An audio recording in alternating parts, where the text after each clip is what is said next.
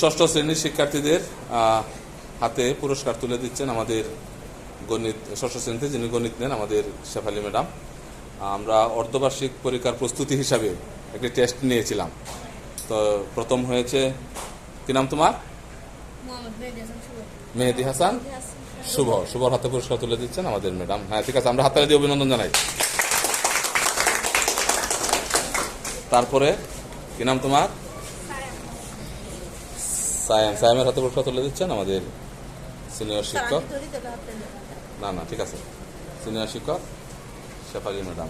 দুনো হাতে ধরো, এখানে সেলফি নেওয়ার কারণে বোঝা যাচ্ছে বাম হাত চলে আসছে। ঠিক আছে, আমরা হাততালি দিয়ে অভিনন্দন জানাই। আরেকটা পুরস্কার আমরা চাই, তৃতীয় হয়েছে